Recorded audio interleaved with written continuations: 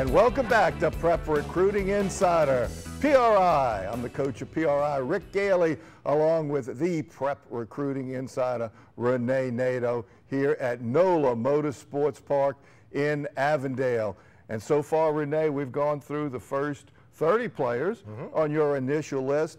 It's tough to narrow it down, I know, but today we're going to try to go through 31 through 40. Probably have more this year than we've ever had before when you really look at Division I prospects. Rick, I tell you, it's a very, very deep class. And, you know, a lot of guys, as you and I were talking off the air, how if you want to come into this area and get rich on the recruits, you can do it. I mean, there's more than the local schools can handle. So this is a very, very good year in the metro and surrounding area for recruits. Well, let's get right to the list, counting up from number 40. From Belle Chasse, Casmi Antoine. Casmi Antoine is a Tulane commit. He is 6 foot 205 pounds, linebacker, great work ethic, good football IQ, and he makes he's got good speed to get from the weak side.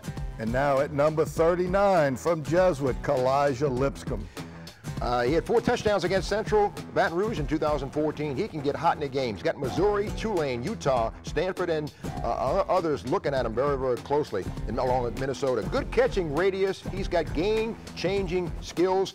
He can cut on the dime. Very hard worker. Can adjust his routes, and he blocks, and he's a very good return specialist as well. And now at number 38, Eric Lewis from St. Charles Catholic. Ricky's another guy who's going to Tulane, can play cornerback or kick returner. St. Charles Catholic, 4.55 speed, was a district MVP last year at St. Charles Catholic. He had 5 interceptions in 2014, 3 he took to the house. Also had 3 punt returns for scores for the Comets. A John Ehret Patriot at number 37, Jarius Wallace. A safety headed to UCF.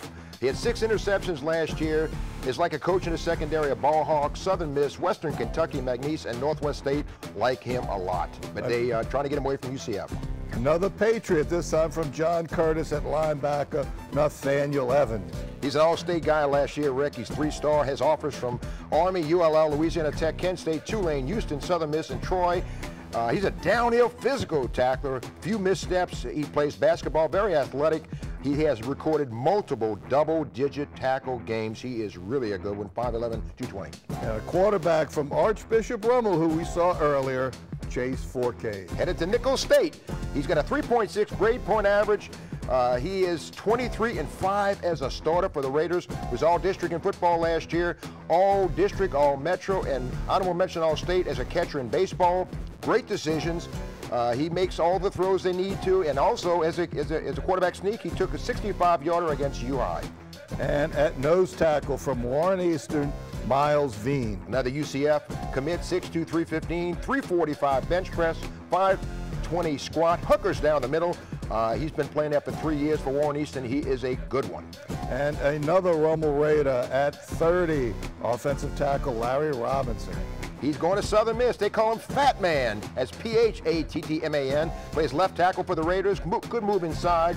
He can be special. He's a 2-year starter for Jay Rolfe, 6'5", 300. And a Brother Martin Crusader at tight end, Peyton Oquan. Going to Texas, 6'4", 255 as a tight end. Dominant blocker. He pancake blocks, Rick. He's got solid hands. Some feel he can grow into be an offensive lineman. And keep in mind, there's been a couple other guys from this area have gone on to Texas. Derek Lewis is one of them. Used to be at St. Aug, so Texas hit pretty good in this area. And at 31, Giovanni LaFrance, a linebacker from St. Augustine. 6'1", 228, runs a 4.75, few missteps. A Tulane commit. California, Texas Tech, Oklahoma State, Arizona State trying to change his mind. Good ball skills, good in coverage, bone-jarring hits, no false steps, solid tackler, and he's got good timing on his blitz. He is a good one. That's a linebacker. And that caps off the top 40 over the previous shows. If you want to see the whole list, go to sportsnola.com and check on Prep Recruiting, and you'll see all of Renee Nato's list. And it's going to be growing as the season goes along. So many good players out there, including our Player of the Week. We ended the list at number 31 with a player from St. Augustine, but our Player of the Week is the St. Aug junior quarterback, Justice McCoy. He is the Greater New Orleans Sports Foundation Quarterback Club Player of the Week for week number 5. McCoy ran and passed St. Augustine to a come-from-behind 47-44 victory over rival Brother Martin. McCoy completed 19 of 31 passes for 340 yards and 2 touchdowns and rushed 23 times for 130 yards and 2 touchdowns as the Purple Knights rallied from a 17-point deficit to beat the previously unbeaten Crusaders.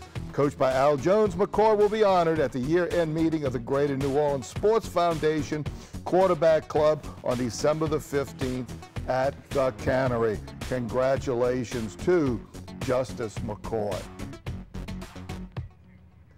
And the Rummel Raiders had 2 in that last list, and they had a huge win, as we talked with Coach Jay Roth about, over Shaw, starting their Catholic League season this year. Rivalries are extremely important in football, and we had 2 of the biggest ones with Jesuit and Holy Cross last week. We had Holy Cross on the show early. We'll have Jesuit later on, and the Megaphone, as we talked with Jay. Oh, wow. And by the way, we got Brother Martin coming on next week. So that'll be interesting. That's another team that's very, very hot. But, you know, Justice McCoy, kid, I know you saw him, Rick, and I like that guy. He'll be on that list next year when we put out the All-Metro recruits for 2017. He's got good pocket presence. He goes through his progressions, and he's got good height, and he's got good delivery. So Justice McCoy is going to make someone a very happy camper recruiter, and he's got some people who really like him a lot. And they're in the heart of the Catholic League schedule right now. St. Aug is really coming along the last 2 weeks, beating Jesuit and beating Brother Martin. So they're rolling right along. It looks like a banner year all the way in Greater New Orleans. The North Shore is shaping up really well. The Jefferson Parish League, the Orleans Parish, just great football everywhere. Really does, and Al Jones has those guys believing right now, and he's got that locker room really feeling that whenever they step on the field, they can win, and he's done a good job already with a couple of Catholic League victories. Because coming from behind, 17 points down to Brother Martin, when you have Bruce Jordan Squilling on your team, that is no small task, and the Purple Knights came through with that last week. We will be right back after this timeout where they're having Mardi Gras in October this weekend here at NOLA Motorsports Park. Vintage and motorcycle auto racing and a big car show on Saturday. Come out to NOLA Motorsports Park and check out the action. Go to nolamotor.com to get all the information. What a world-class place this is. We will be right back after this timeout.